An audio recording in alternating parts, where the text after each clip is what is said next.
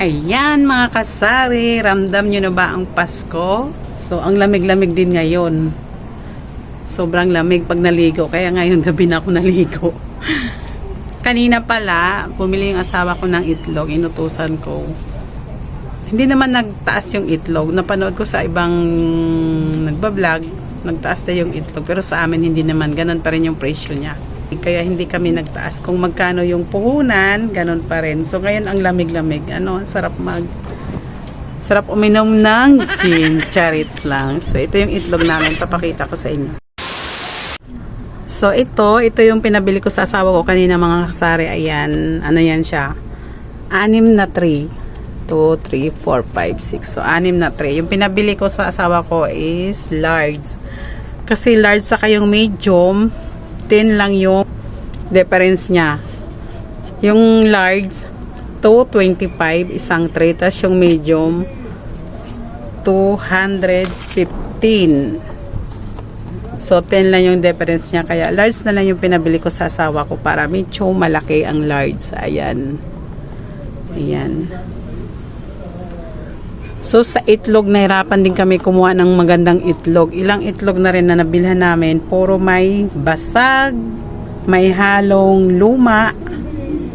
So ito ngayon, doon ko siya pinabili doon sa palengke sa may Kawayan, doon sa gitna, sabi ko, kasi doon daming bumili. Maganda yung itlog nila, ayan, mga bago. So ayan, lagi kong pinabili sa asawa ko 6 na tray lang. Kasi ang itlog, kailangan isang linggo lang, mauubos na. Ayan, may nabili. So, balik tayo mga kasari. Ang itlog kasi, hindi pwedeng magtagal sa atin. Dapat 1 week lang maubos na. 1 week o kaya 8 days ganyan. Pero karami, 1 week lang talaga yung tagal namin yan, yung 6 trays dito sa amin sa looban. Mabinta ang itlog. Ayan, updated tayo sa itlog. Tapos, bumili din siya kanina ng yan, mga frozen food. Ayan. So, dito sa amin, bintahan namin ito 60. Kasi 50 ang puhunan yan. Sa Idol. Yan ang pinakamabintang hotdog sa amin. Kasi pag sa mga frozen food, saglit, may bibili. Ay, ang lamig-lamig, ang lakas ng hangin. Ano yon? Lakas ng hangin mga kasari. Sa inyo ba? Ano? Wala na, may tinapay dito, kuha ka. So balik tayo mga kasari. Sobrang lamig ngayon. Kanina nakailang atim ako maligo. Umaga tanghali hindi ako makaligo. Sobrang lamig, lakas ng hangin. Tingnan nyo. Pakita ko sa labas. So, ayan, kita nyo, ayan mga kasari, ayan o. Malakas yung hangin sa labas. Ayan. Uy, yung sarap ng hangin, ang lamig.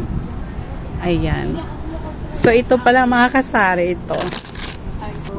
Ano yun, Ten? Hindi ka kasali, Ten. Ano yun? Dito tayo sa plata. Ilan? Saglit lang, may nabili lang. So, ayan, balik tayo mga kasari. Ito pala, hindi ko akalaing mabinta siya. Ito. Kahit 35 yung isa niya, mabinta siya. Ayan. Tapos, ito din. Ayan, mabinta din siya. Saka ito. Kahit 18 yung bintahan, mabinta siya. Mahal kasi punan niya 16. Mga yan. Sa Pure Gold ko yan binili. Hindi ako bumili ng gamit sa Divisoria kasi nakakatakot mga bata yung kakain.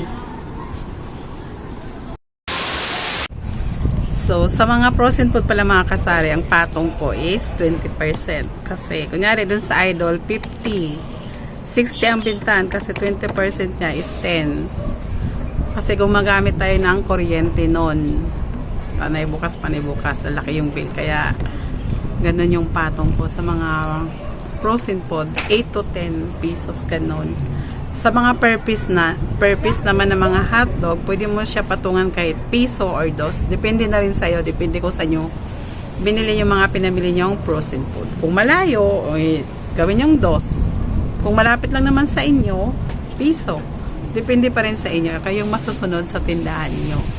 Pero syempre, magpatubo kayo, nakikita kayo. Huwag magpalugi. Saglit lang may bibili. Pumunta dito sa amin yung ahente ng cook. Sabi wala. February pa. Walang production sa Bulacan. Pabili ng kape at saka... Anong kape? Yung blue. At saka energy. Energy na choco. Chocolate. Ilan? Dalawa.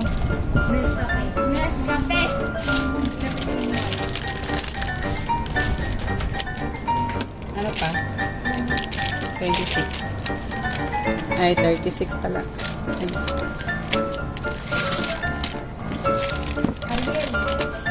Ito.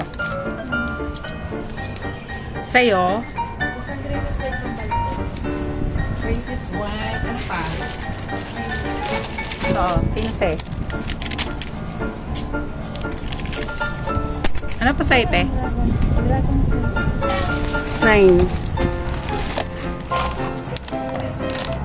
Ano pa? Ay.